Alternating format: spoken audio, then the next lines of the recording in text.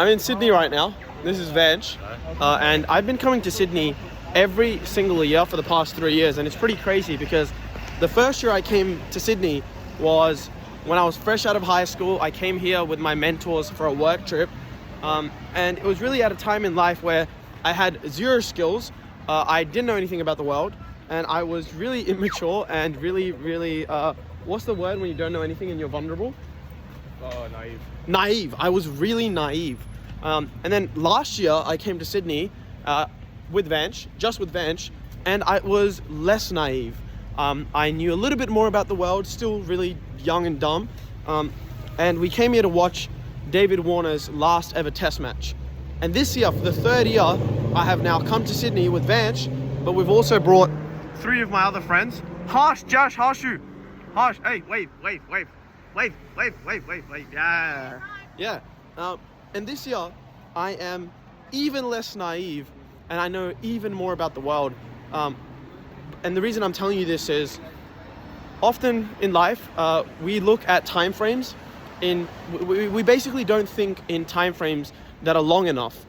It's crazy because 3 years ago, I used to think that, hey, like I will not be naive and I'll know everything about the world in 3 months.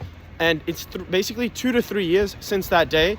And I was just reflecting on it with Vanch, that we still basically know jack shit. No, still we still basically know jack shit. Crazy. So, I think oftentimes people try to push for accolades, accomplishments, and learning way too fast.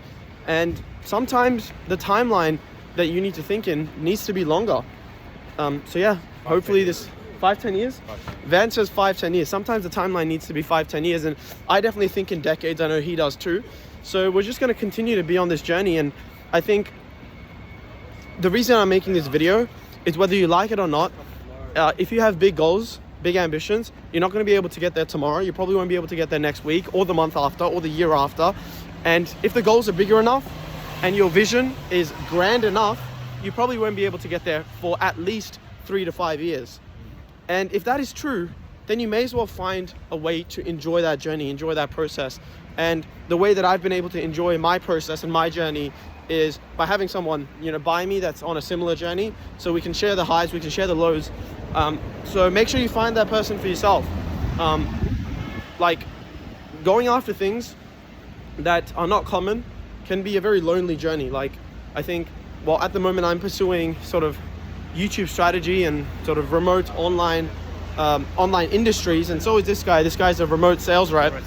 And hey, when you do something that is not the norm and usually against the norm, things get really lonely. So don't isolate yourself.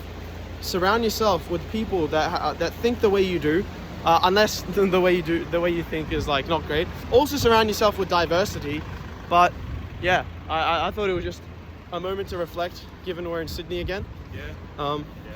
Any thoughts? Yeah, I mean, also acknowledge all the progress you've made across the 1 year. Because it's surprising you make a lot of progress in 1 year. You don't see it in the moment because you're so caught up in the battle. But when you like zoom out or you're on a trip like this, when you're on a trip or a break like this, you actually realize that, hey, I've actually made a lot of progress and I'm proud of it. I maybe get another 5-10% of where I want to be. Yeah. And if you just keep repeating that and put yourself in higher standards or higher situations, you'll eventually get what you want. The main motto is just don't quit. And it's much easier when you got someone else with you. Yep. So much easier. Cool. I'll see you here next year in Sydney then, Vanch. Yeah, see you then. Bye.